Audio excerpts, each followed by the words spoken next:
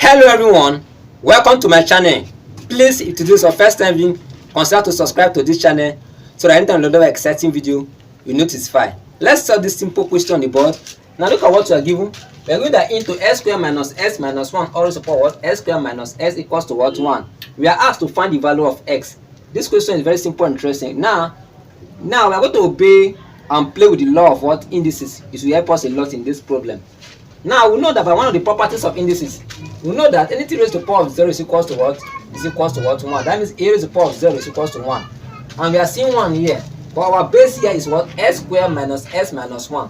What are we going to do? It is not wrong if we decide to write into s squared minus s minus 1 all raised to the power of 0 to represent this 1.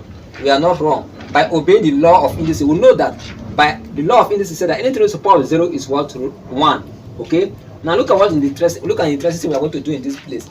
Now I'm going to have that this is into s squared minus x minus 1 raised to the power of s squared minus s, right? Minus s equals to. We are not wrong if we decide to write this one as what? Into s squared minus x minus 1 raised to the power of 0. There's nothing wrong, okay? Because by the law of indices, we know that anything raised to the power of 0 is what? 1. So in place of this one, we can decide to write what? Into s squared minus s minus 1 all raised to the power of 0 to represent this 1. Why are we doing this? So we can equate the power since the bases will be the same. Okay, so the bases will settle themselves at. I will now have this will go down. Now left with what? S squared minus s equals to what? 0. Can you see how simple and interesting it is? Now what are we going to do? At our left hand side, we can see that something is common. What is common? We are having s at both sides, so we can factorize s as this s is common. Okay, s squared divided by s will give us x, minus s divided by s will give us minus 1. All this equals to what? 0.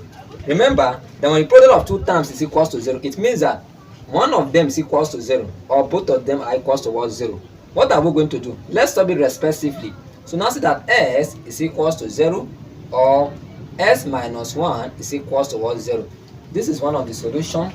Okay, from here what we are going to do is to add 1 to both sides. Let's do that so that we can have the value of s. So from here now see that s minus 1 plus 1 is equals to 0 plus what? 1 by adding 1 to both sides. Minus 1 plus 1 is 0. So now see that s is equals to what? 1, because 0 plus 1 is 1. And also this is one of the solutions. So therefore s is equals to 0 or s is equals to what? 1. And this is the solution to this particular problem. So thank you so much for watching. Please, if you find it very interesting, don't hesitate. Do well to like, comment, and so share it to loved ones or others who learn from it. So thank you so much and God bless you. Bye bye.